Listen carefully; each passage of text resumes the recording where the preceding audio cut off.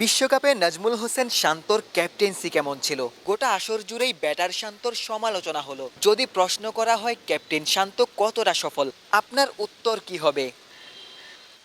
7 ম্যাচে 3 জয়, জিম্বাবুয়ে কিংবা যুক্তরাষ্ট্রের বিপক্ষে যে ক্রিকেট বাংলাদেশ দল খেলেছে, এরপর সুপার এইটে কোয়ালিফাই করাই বাংলাদেশ দলের প্রাপ্তি। তবে সুপার এইটে ভারতের বিপক্ষে শান্তর বেশ কিছু সিদ্ধান্ত নিয়ে ক্রিকেট মহলে সমালোচনা হয়েছে। আফগানিস্তানের বিপক্ষে সেমিফাইনালের সমীকরণে শান্তর দল যে পরিকল্পনায় খেলেছে, গোটা দেশ জুড়েই নিন্দার ঝড় বয়ে গেছে। দেশে ফিরে শান্ত গণমাধ্যমের মুখোমুখি হননি। দল নিয়ে কথা বলেছেন বাংলাদেশের সহ অধিনায়ক তাসকিন আহমেদ।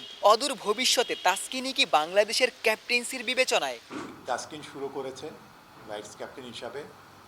আই থিঙ্ক সে সামনে থেকে তো ডেফিনেটলি লিড দিতে পারে, কিন্তু ক্যাপ্টেন এই মুহূর্তে কি চেঞ্জ হবে বা ভবিষ্যতে হবে কিনা আমরা এই আলাপ আলোচনা এই মুহূর্তে আমি বলতে পারবো না। সব কিছু বোর্ডের সিদ্ধান্ত হয়, বোর্ডের মধ্যে সিদ্ধান্ত আসে ক্যাপ্টেনের অ্যাপয়েন্টমেন্ট। আশা করি যদি কোনো কিছু সিদ্ধান্ত থাকে হয়তো বোর্ডেতেই সিদ্ধান্ত হয়, সেখান থেকেই হবে। বাট আমি এখনও মনে করি যে শান্তকে আমরা এই বছর ম্যান্ডেট দিয়েছি, বাকিটা বোর্ডের ইচ্ছা। ক্রিকেট অপারেশনস চেয়ারম্যান জালাল ইউনুসের কথায় একটা ব্যাপার পরিষ্কার, আপাতত শান্তই থাকছেন 3 ফরম্যাটের ক্যাপ্টেন। শান্তর ক্যাপ্টেন্সির সমালোচনা তো হলো, সেমিফাইনালের সমীকরণে গোটা টিম ম্যানেজমেন্টের ভূমিকাই প্রশ্নবিদ্ধ ছিল। কোচিং প্যানেলের সদস্যদের নিয়ে বিসিবি কি ভাবছে?